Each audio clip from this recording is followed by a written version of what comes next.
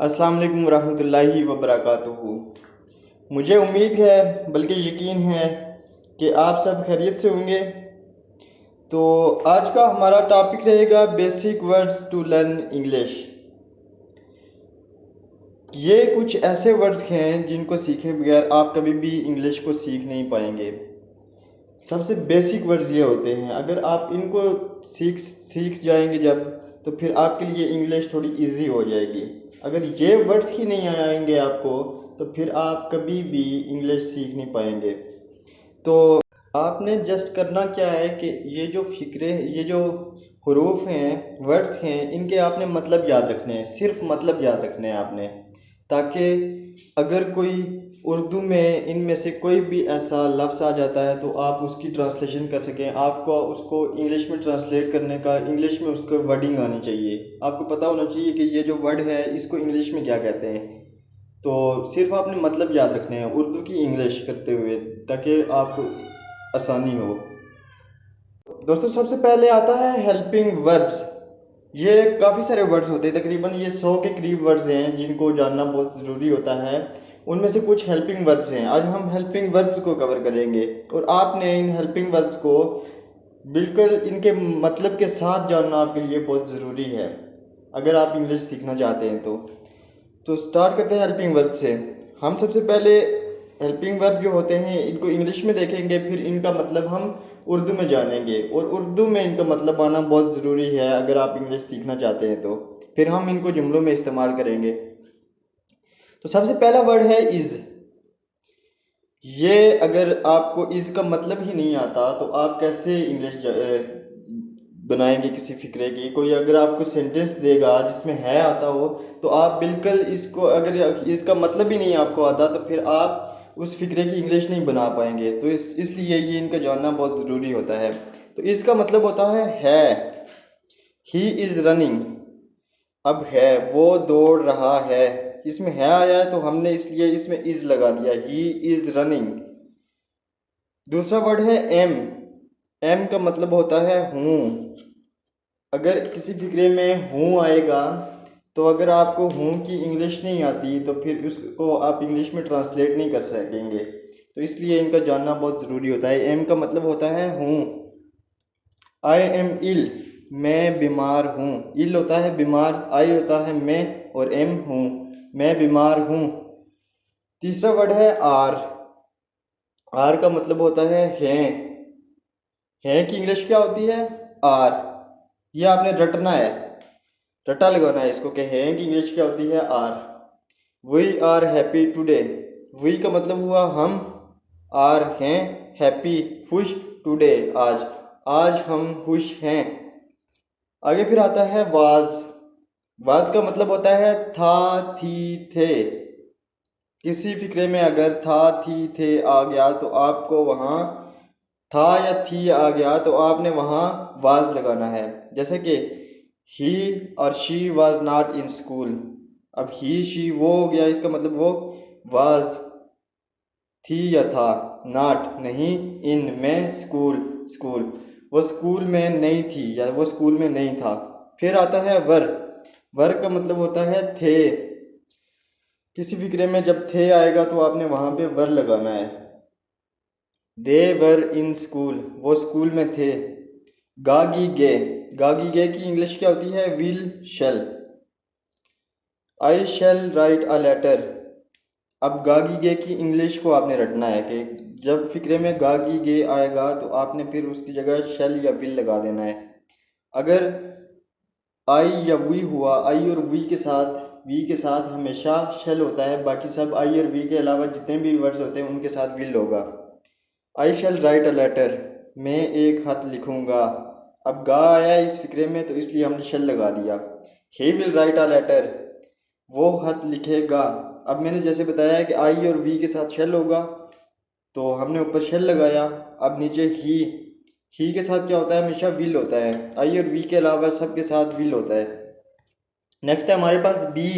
Been या being. इन ये इनका मतलब क्या होता है? होना। किसी फिक्रे में जब होना आएगा या हुआ आएगा तो उसमें हम क्या करेंगे? बी, बीन या बीइंग लगा देंगे।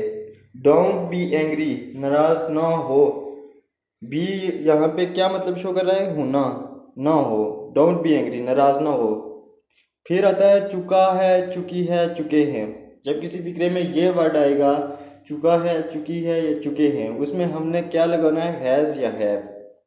अगर थर्ड पर्सन सिंगुलर हुआ, जैसा कि ही, शी, इट हुआ, तो उसके साथ हम हैज़ लगाएंगे।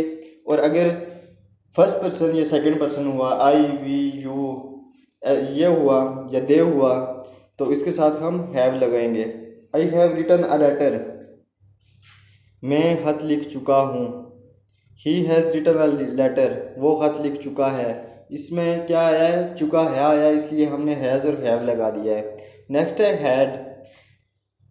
चुका था, चुके थे, चुकी थी। माजी में आएगा जब चुका था, चुके थे, चुकी थी, तो इसमें हम हैड लगा देंगे। प्रेजेंट में क्या था, चुकी है, चुकी है, चुका है, चुकी है, चुके हैं, इसमें हमने हैव लगाया था। अगर आएगा चुका था, माजी में आएगा, तो हम हैड लगा देंगे। He had written a letter, वो खत लिख चुका है। नेक्स्ट है हमारे पास डू। जब किसी फिक्रे में उर्दू फिक्रे में जब करना आ गया, करना, किसी फिक्रे में जब वर्ड करना आ गया, तो उसमें हम डू लगाएंगे। फॉर एग्जाम्पल, अपना काम वक्त पर करो, इसमें क्या आया, करना, करने की इंग्लिश लगाएंगे हम। Do your work at time, I do my work, मैं अपना काम खुद करता हूँ, मैं अपना काम करता हूँ। अब इसमें उर्दू में क्या आया, करना आया है, तो हमने डू लगा दिया।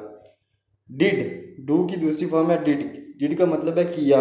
जब किसी फिक्र में किया आएगा तो उसमें हम डिड लगाएंगे। जैसे मैंने काम किया, आई डिड माई वर्क। फिर आगे आता है शुड। शुड का मतलब होता है चाहिए। किसी फिक्रे में जब चाहिए होगा, तो उसमें आपके जहन में फ़ौरन से आना चाहिए कि चाहिए की इंग्लिश क्या होगी, शुड होगी। I should do my work, मुझे अपना काम करना चाहिए। अब चाहिए आया था चूंकि उर्दू फिक्रे में, तो इसमें हमने क्या लगा दिया, शुड। जब वुड आएगा, तो इसका मतलब होगा गा, गी, गे। किसी फिक्रे में जब पास्ट के लिए गा, गी, गे आएगा, तो हम वुड लगा देंगे। I would do my work, मैं अपना काम करूँगा। किसी फिक्रे में अगर लफ्ज़ सकना, सकता, ये आ गया, तो उसमें हम क्या लगाएंगे, सकना या सकता की इंग्लिश क्या होती है, कैन। कि जैसे कि फॉर एग्जांपल, मैं अपना काम कर सकता हूँ, I can do my work, इसमें सकना की इंग्लिश लगाएंगे हम, कैन। फिर अगर सकता था, सकती थी, सकते थे, ये आ गया, या सका आ गया उर्दू में कहीं, तो वहाँ पे लगाएंगे कुड। कैन फर्स्ट फॉर्म है सकना या सकता, और कुड दूसरी फॉर्म है कि सकता था या सका, सकती थी। I I couldn't do my work, मैं अपना काम नहीं कर सकता था।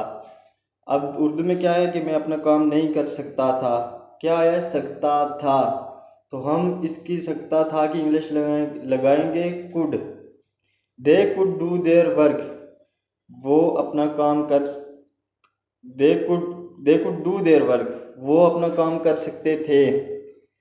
जब सकते थे आया एंड पे, तो हमने क्या लगाया, सकते थे कि English could, they could do, वो कर सकते थे। फिर आगे आता है मे। जब किसी उर्दू फिक्रे में हो सकता है या मुमकिन है या शायद, ये वर्ड आ गया, तो उसमें हम इनकी इंग्लिश लगाएंगे मे। जैसा कि हो सकता है मैं वहाँ जाऊँ। अब इसमें क्या आया है, स्टार्टिंग में हो सकता है, हो सकता है कि हम इंग्लिश लगाएंगे मे बी, या शायद, शायद मैं वहाँ जाऊँ, या मुमकिन है मैं वहाँ जाऊँ, तो इन सब की इंग्लिश हम लगाएंगे may B I go there, हो सकता है मैं वहाँ जाऊँ।